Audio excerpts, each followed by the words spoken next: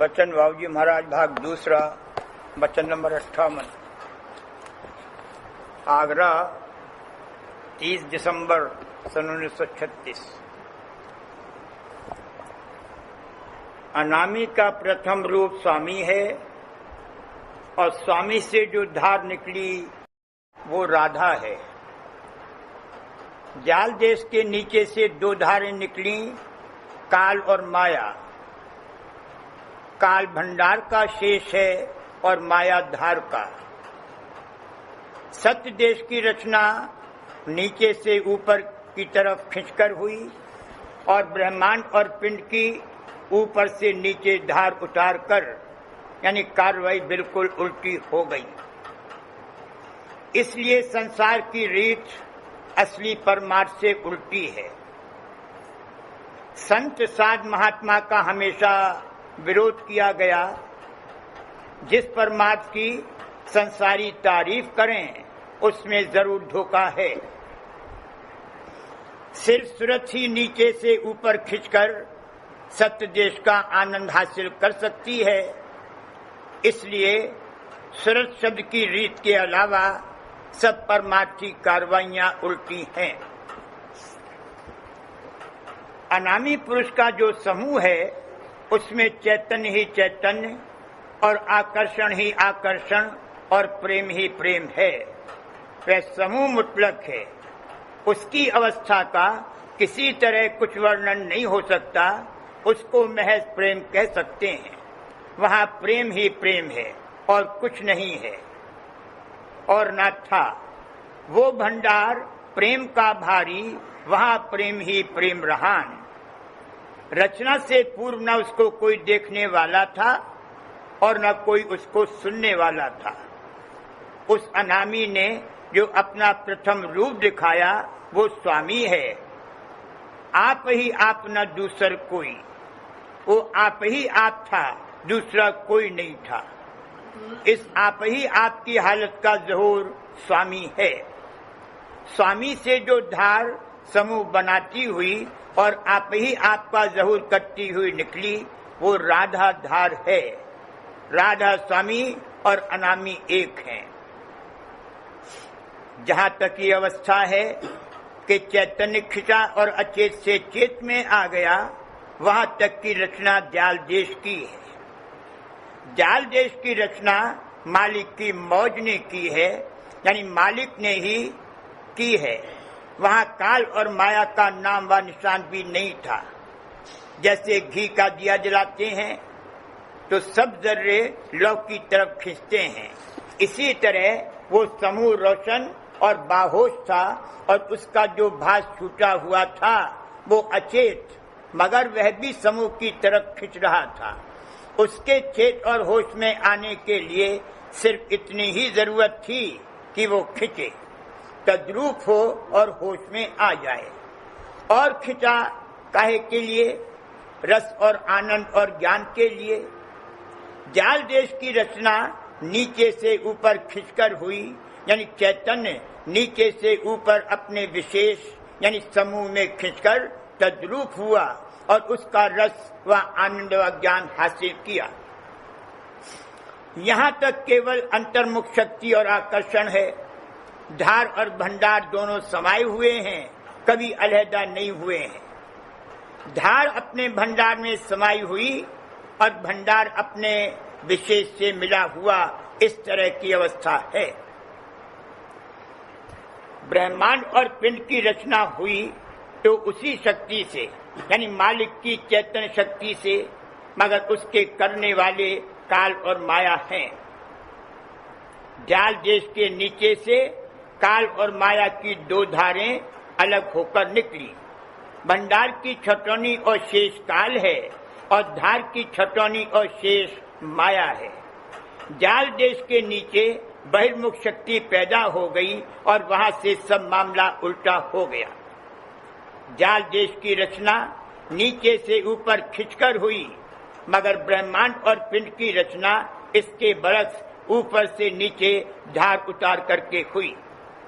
जाल देश में नीचे से ऊपर खिंचकर रस आनंद और ज्ञान हासिल होता है, यहाँ ब्रह्मांड और पिंड में ऊपर से नीचे उतरकर रस मिलता है। मन जिस घाट पर बैठा है उस घाट से नीचे उतरकर रस ले सकता है। मन और इंद्रियां सब अपने से नीचे घाट पर धार भेजकर रस लेते हैं। जाल देश में नीचे से ऊपर चैतन्य का खिंचना था, यहाँ ऊपर से नीचे मन का उतरना है।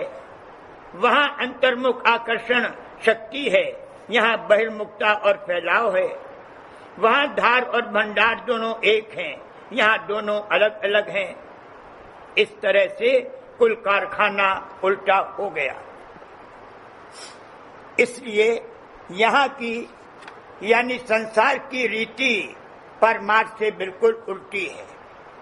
सच्चे परमार्थ के चलाने वाले संत साध और महात्मा जब जब प्रकट हुए और यहाँ चरण पधारे, तब तब संसार और संसारियों ने उनका विरोध किया और बराबर उनसे लड़ते झगड़ते रहे। सिवा संस्कारी जीवों के किसी ने उनके परमार्थ की रीत को कबूल नहीं किया। परमार्थ की रीत दुनिया से बिल्कुल उल्टी है, बल्कि इस बात को अच्छी तरह से समझ लेना चाहिए कि जिस परमार्थ की कार्रवाई की इस दुनिया में बड़ी तारीफ और प्रशंसा है, उसमें जरूर धोखा है। जिस संप्रदाय और परमार्थ और धर्म की कार्रवाई की संसारी लोग तारीफ करें, बल्कि उस कार्रवाई और उसके करने वालों से मेल करें और उनका साथ दें, तो उसमें जरूर कोई बिगाड़ है। इसमें कोई ये संदेह और संशय उठाएगा कि फिर तो इस हिसाब से परमार्थ की रीत चलाने वाले आचार्य वगैरह जिनकी दुनिया भी महिमा करती है, सब बेवकूफ और अहमक थे। ऐसा नहीं है। यूं तो ये उन आचार्यों की मुर्दा तारीफ है, क्योंकि जब वे जिंदा थे तब दुनियादारों ने उनका बहुत विरोध किया और हर तरह से उनको तकलीफ दी। किसी को सूली पर चढ़ाया, किसी को मरवा डाला और किसी की खाल खींच ली। मगर उन विरोधियों के अंतर में भी जिस घाट पर उनके आपे यानी होश हवास की नशिस्त थी, उन आचार्यों के लिए भय सहित ताजीम थी। ईसा को सूली पर चढ़ाने का हुक्म लिख रहे थे, मगर अंदर ही अंदर कांप रहे थे। ताजीम थी, मगर दूर ही दूर रहते थे। संसारी लोग किसके आशिक और चाहने वाले हैं? धन, संतान, स्त्री, मान बढ़ाई और हुकूमत के। उनको इन्हीं चीजों में रस मिलता है और जैसा कि ऊपर बयान किया गया है, मन अपने से नीचे घाट पर उतरकर रस लेता है। इसलिए दुनियादारों की रीति और चाल परमार्थ से बिल्कुल उल्टी है। योगियों और ज्ञानियों ने ब्रह्मांड की चोटी तक की गति हासिल की, मगर मन की धार के जरिए से। सिर्फ सुरत है जो नीचे से ऊपर शब्द के जरिए खींचकर रस, आनंद और ज्ञान हासिल कर सकती है। लेकिन सुरत का पता और भेद संतों से पहले किसी को मिला नहीं। सुरत का भेद सिर्फ संतों ने आकर दिया। शब्द दृढ़ाया, सुरत बताई। इसलिए संतों के परमार्थ की रीत यानी सुरत शब्द की रीत के अलावा जितनी परमार्थ के नाम से कार्रवाइयां हैं, सब उल्टी और मन आपा पुष्ट करने वाली हैं। जब सुरत के जागने का वक्त आया, तब संतों ने यहाँ चरण पधारे। जब तक तन और मन के आर्जी सुख में मगन थे, तब तक संत नहीं आए। उन्होंने कहा कि अगर तुम सुरत के सिवा किसी और जरिए से सुख ले सकते हो तो लेते रहो, हम दखल नहीं देते। जब मन थकित और गलित हो गया, तब संत आए और वे जो समझाते और कहते हैं तो मन से नहीं बल्कि अपनी प्यारी सुरत से कहते हैं कि तुम हमारी प्यारी अंश हो, तुम मन के साथ आर्जी सुखों में क्यों फंसती हो? तुम हमारे साथ चलो और अमर सुख व आनंद प्राप्त करो। हम तुमको आनंदमय और प्रेममय कर देंगे, तुमको आनंद और प्रेम से भर देंगे।